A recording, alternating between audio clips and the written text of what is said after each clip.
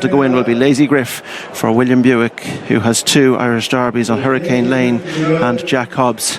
He knows exactly what it takes. Lady Griff has to turn the form with Lambourn, which he wasn't able to do at Chester and he wasn't able to do at Epsom. But this is the Curragh. This is the 2025 running of the Dubai Duty Free Irish Derby, over 1.5 miles, and for the 160th time away they go, and giving them a bit of a head start was Puppet Master there, but not so on the inside. Serious Contender is right up in the early stages. Now Lambourn sits in about 4th, and you can see Ryan Moore is keen to let him roll on right up there too in the early part. Is Sir Dinadan, who's prominent, so they race through the opening furlong or so, and Sir Dinadan has gone to the front, being chased in second by Lambourn. Down the inside is Serious Contender as they're on 39 miles an hour. Sir Dinadan leads Lambourn, being followed towards the inside by Serious Contender for second furlong at 11.43. It's good strong tempo in the early part as Lambourn has got to the front, being followed by Sir Dinadan. Then down comes Tennessee Stud, and just behind them goes Serious Contender. They're followed by Green Impact and Lazy Griff with Thrice down the inside. Shackleton's towards the back of the field. Also towards the back is Pride of Oris with Puppet Master as they make their way now towards the end of the back straight and begin to swing right-handed. Lambourn on the outside of Sir Dinadan. Tennessee Stud is next. White Cap of Serious Contender. They're followed by Green Impact, who's back in 5th. The Pink Jacket on the inside, that's Thrice. Further back to Shackleton with Puppet Master next. Pride of Oris at the back of the field as they make their way now on the rising ground. They're shortly racing towards the halfway point in the Dubai Duty Free Irish Derby, and on the inside is Sir Dinadan. The outside is Lambourn, just nudged along behind the bridle. Sir Serious Contender is next with Tennessee Stud towards the outside. Thrice goes along in company with Green Impact. They're followed by Lazy Griff, and then down the inside is Puppet Master, and this group are followed by Shackleton, and last of all is Pride of Oris. So they make their way now on the downhill run round towards the straight. Lambourn's on the outside. On the inside is Sir Dinadan. Tennessee Stud is next. They're chased by Serious Contender, then Thrice, then Green Impact. Now asked for effort is Lazy Griff. Further back to Puppet Master, Shackleton and Pride of Oris. Lambourn is sent for home in the Derby, and on the inside is Sir Dinadan going with them all the way. Ryan Moore is hard at work, and Sir Dinadan holds the initiative just from Lambourn. Right behind them is Serious Contender. Tennessee Stud is now asked to pick up. Green Impact the same,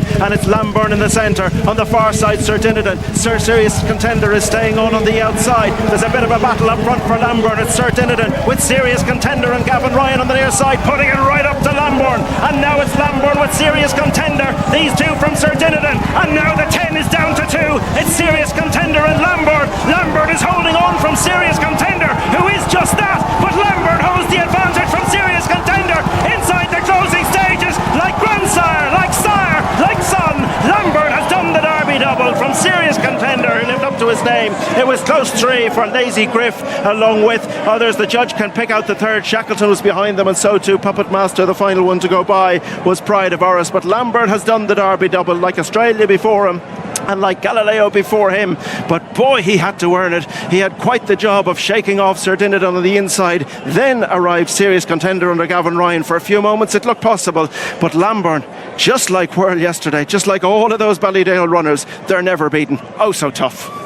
Oh, so tough is right. It was hard work for Lambourn, but he has ground it out, Fran. He did, and did real set 2 with him and the pace setting Sir Dinadan from quite a way out, and you can see why they were so positive on him at Epsom to try and get him going early. Today on quicker ground, downhill run to straight, he actually came off the bridle pretty early in the run, but like he did at Epsom, he found plenty for pressure. Get the impression he's only going through the motions, just doing what he has to do to win. He made heavy weather getting by the pace setting horse in the yellow at this stage, and it's when the eventual second Serious Contender, his stable companion, threw down a really strong challenge, Emmett, that he really found more. But I'd say he's won. He's done it in workman-like fashion, but I get the impression he's only doing enough to win. Yeah, he's a very different colour to him, but echoes of Kyprios almost not doing a tap and holding off the horse in second about this lad. You always got the impression up the straight that he was holding whatever was coming, but you were just worried at the same time that he might just take his eye off the ball for a second too long and get chinned by something. Serious Contender has really stepped up on his Ascot effort, has ran a cracker for Gavin Ryan. He'll be gutted to finish second, having finished second before in this race on Pisbadil, but also I'm sure he'd have taken it before he got out. And staying on well for third was Lazy Griff. Again, coming here on the back of a great run in Epsom, and he's ran a cracker again for Charlie Johnston and justified the decision to come here, Jen. Absolutely. I'd say they went quick enough up front, and Sir Dinadan maybe softened up Lambourn to a certain degree, but he really had to dig in. He showed class at Epsom, he showed guts at the Curragh, and it looked like his stable companion was come to beat him, but it never looked likely, Ruby, that he was going to get past. I wasn't so sure, actually. I thought Serious Contender was for a stride, but Ryan Moore is with Katie Walsh. Sure is. Ryan, well done. A Derby double. This fella, he makes you work for it, but by God does he stay. Yeah, he's just a very relaxed horse. He was having a bit of a laugh with me. He was only doing the minimum what he could get away with. You know, this place, when the wind's blowing, it's a slick track. It's, you know, it's always difficult for a horse that's a little bit behind the bridle. Aidan had him on fire today. To be fair, he was ready for it. He stays well. He's straightforward, and you know, just typical of the sire and typical the way Aidan trains him. He'll keep getting him to progress, and he'll be consistent, and he'll keep running his big races all year. He looks like a beautiful horse to ride, as you said. He's so laid back, he's so relaxed. Even here now, he kind of looks like a national hunt horse, really. Yeah, he hasn't done a huge amount there. I just have to keep him awake, and it's a hard one when you're outside the leader. Sometimes it's harder for him to focus.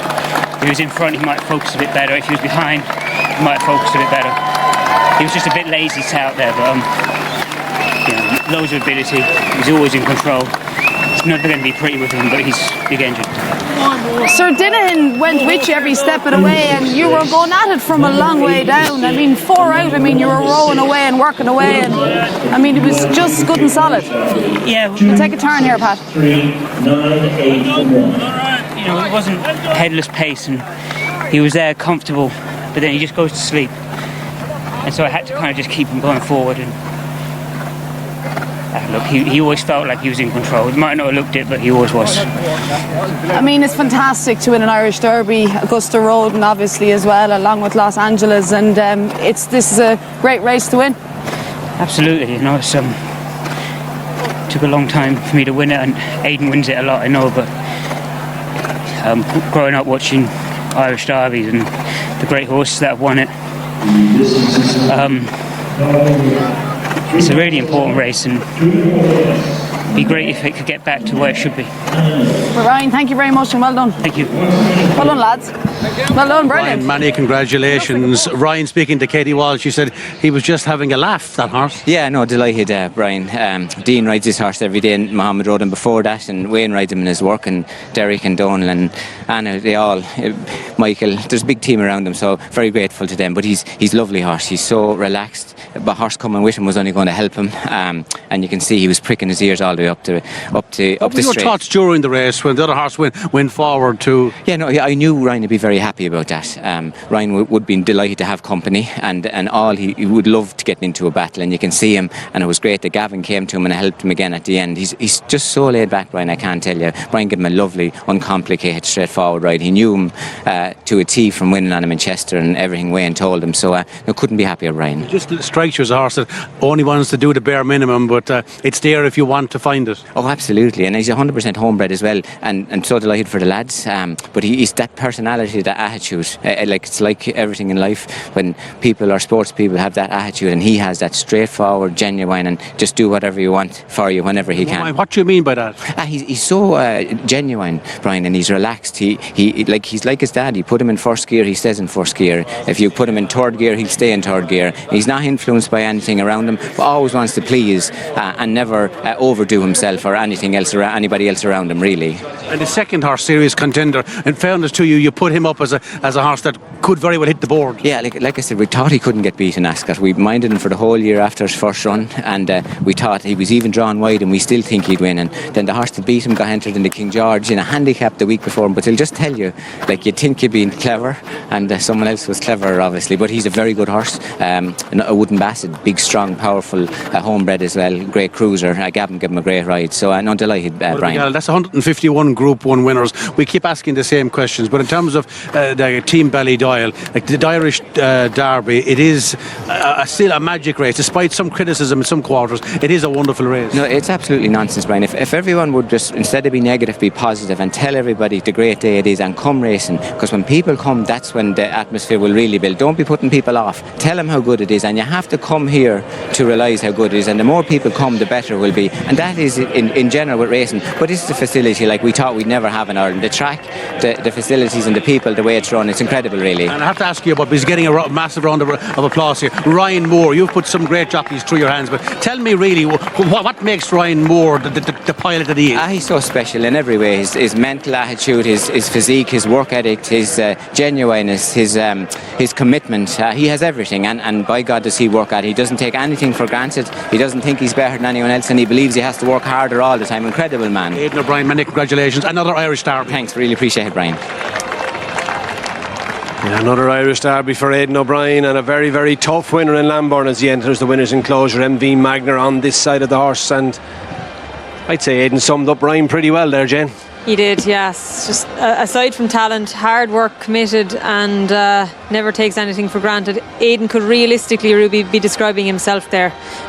Credit to Coolmore. Obviously, this horse is out of a mare that won over 5 furlongs, blended with the dual Derby winner Australia, and this is what you get. And I just think I love his mentality. This horse is a lovely, likeable character. He's just won his second Derby, and he could be your child's pony. He could. He's a wonderful attitude, and he's a very, very good racehorse as John Magner walks in to greet him. This is the replay of the race. Strawn installed 5, Emmett.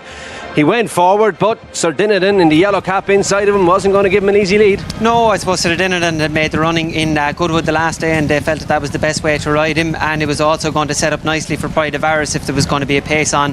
He is 3 from the back as we look there now. Rafe Beckett's second runner, and he's relaxed quite well, and I think through the run all of the horses seem to relax quite well off what looked to be a generous pace. Ryan is 2 out off the fence now at this stage as serious contender, and Gavin Ryan in the white cap sees his opportunity to take back and slot in.